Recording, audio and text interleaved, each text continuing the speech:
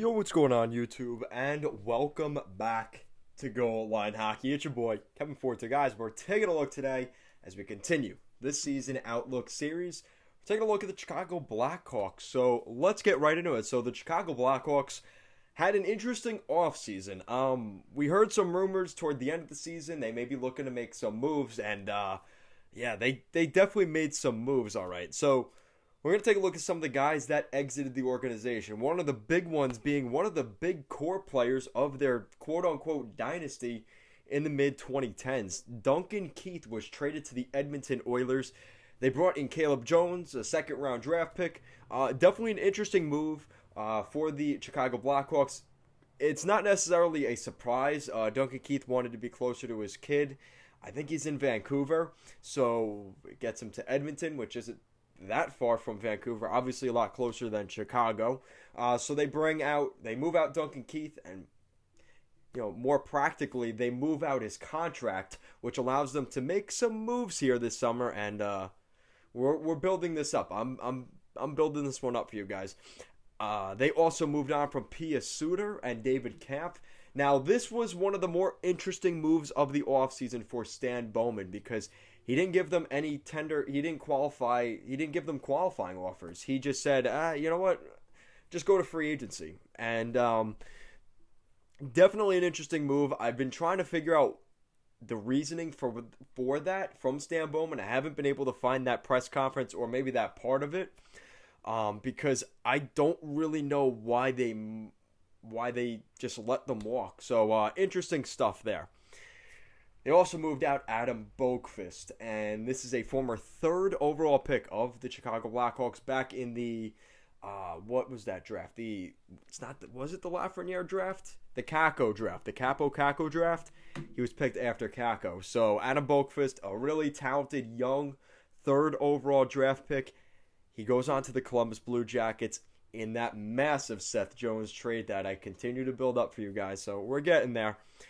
So those were some of the key departures for this team. Now you look at some of the guys that were added, and they are Jonathan Tase and Kirby Dach. And you may be saying, what? Weren't they always on the Blackhawks? Well, here in 2021, they were not on the roster for pretty much most of, if not the entire season for Jonathan Tase. Kirby Dach hurt his hand in the World Junior Championships at the beginning of this year in maybe the end of December, early January. So Kirby Dach hurt his hand, and he was out most of the season. Jonathan Tase had he had problems with his recovery and his immune system or something like that. So Jonathan Tase missed the entire season. So I consider those adds back to the lineup that they didn't have last year. I think right there, just those two guys being back will absolutely make the Chicago Blackhawks better. But then it actually gets better. They made a couple of interesting moves here. So they add another forward. They add Jujhar Khaira back into the fold, into the NHL, back on the West Coast. He comes from the Edmonton Oilers in free agency. I guess he kind of replaces a guy like David Kampf in that bottom six as a center. I don't know if they're going to utilize him as a center or not, but I guess you could if you needed to. He could kill penalties. He's a little bit of an agitator, adds a little bit of grit. He may fit alongside nicely with Andrew Shaw in the bottom six. And now this is where things get interesting. You look at the defense. Seth Jones was traded to the Chicago Blackhawks and then signed to an 8-year, was it 8-year? 8-year, $9.5 million annual average value per season. A massive contract for Seth Jones. He leaves the Columbus Blue Jackets. Adam Bogfist goes the other way to the Blue Jackets, and Seth Jones is now a member of the Blackhawks. So a huge trade there. They also earlier in the offseason with that Duncan Keith trade also bring in defenseman Caleb Jones, who, yes, that isn't a coincidence. Caleb Jones, the brother of Seth Jones. A little bit of incentive for Seth Jones to come in and sign, and that's exactly what they did, and it worked here for Stan Bowman and the Hawks.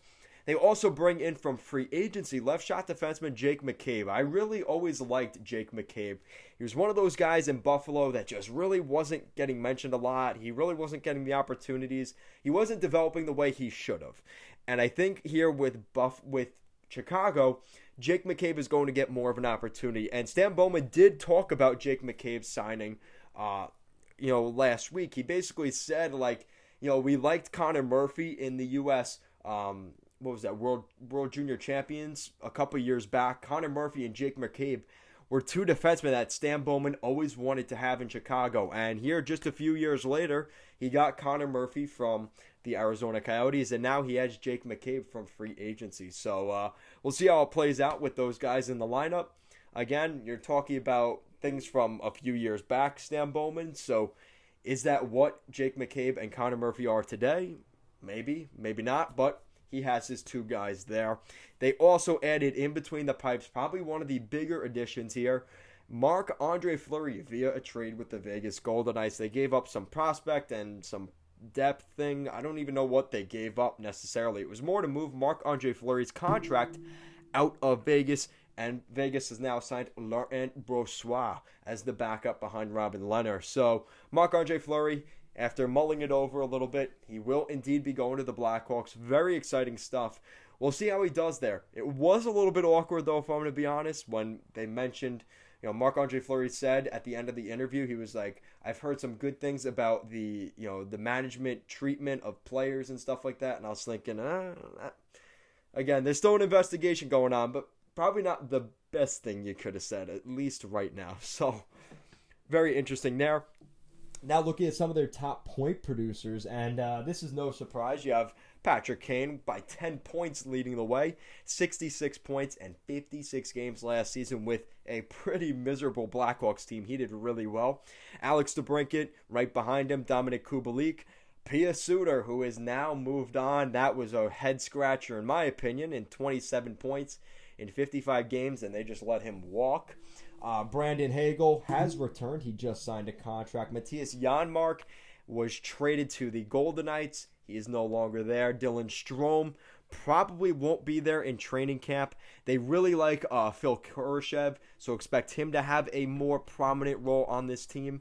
But Adam Bogfist, Duncan Keith, they're all gone. And these are some of the top point producers. So going into next season, you're going to start to see the core shift in Chicago. You have guys like DeBrincat, Kubalik, Hagel, Kurashev, and then other guys that kind of come in, like, Connor Murphy and Jake McCabe.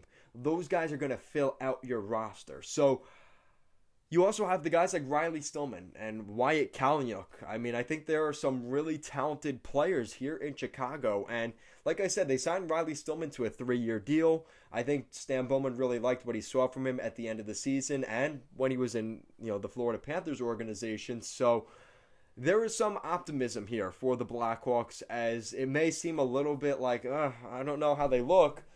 There is reason for optimism. Now, let's take a look at the lineup. And this is where things get a little interesting, too. You have on your top line, Alex DeBrincat, Kirby Dach, and Patty Kane. You have on your second line, this is where things might shift a little bit if Dylan Strome gets traded. You have Dominic Kubalik, Jonathan Tase, and Dylan Strome. But I could easily see Philip Kurashev on that second line if/when Dylan Strome gets traded. You also have some of the additions from the trade deadline, Henrik Borgstrom. You have Tyler Johnson, who they just picked up from the Tampa Bay Lightning, Brandon Hagel back in the hole, Jujhar Khaira, and Ryan Carpenter. So interesting there. And then looking at their defense, I don't know who they're going to put with Seth Jones, because you have Calvin DeHaan, Jake McCabe on that left side.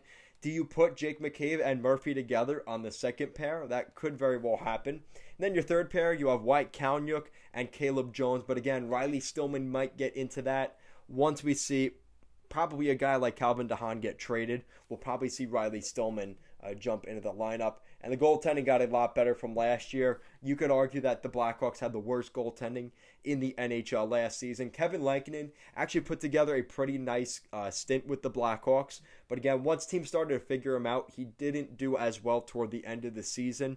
And now they bring in Marc-Andre Fleury, who is just an absolute animal. So we'll see how this works out. Do the Blackhawks make the playoffs next season? In that Central Division, it is pretty wide open. I would not be surprised if the Blackhawks get into the postseason. With that said, though, I wouldn't count out teams like the Dallas Stars. At this point, as bad as Nashville has looked, the Nashville Predators could still be in the running. They have a really good goalie in UC Saros. The Minnesota Wild, as long as they lock up Fiala and Kaprizov, there's 3 teams right there. Not to mention the Winnipeg Jets are back in the Central. They're pretty good. So there's no, and did I mention the Colorado Avalanche? Yeah, damn, they're back in that division. So that's 5 teams. You could argue, you can make a real case that it's probably right now looking like the Minnesota Wild, as long as they lock those guys up, and the Avalanche. Like, the Avalanche are the only real team we know that's going to get into the playoffs. Everybody else, it's kind of jump ball. St. Louis Blues, right? There's a bunch of teams there that could make the playoffs, but we just don't know what they really look like. And the Blackhawks, I think, like I said, just the center additions alone, just adding guys like Jonathan Tase and Kirby back really makes them a lot better. But once you look at their top 6 defense, I know they brought in Caleb Jones. I know they have Seth Jones in there as well. There is some concern about some of those guys because I don't know if Jake Mccabe is a top 4 defenseman in the league, as well as a guy like Connor Murphy. And we'll see how it plays out. Stan Bowman has done this before. Maybe he gets it done here. So I have the Blackhawks making the playoffs, but with a little bit of caution on that as well. So, guys, as always, thank you so much for watching this video, and I will see you guys next time.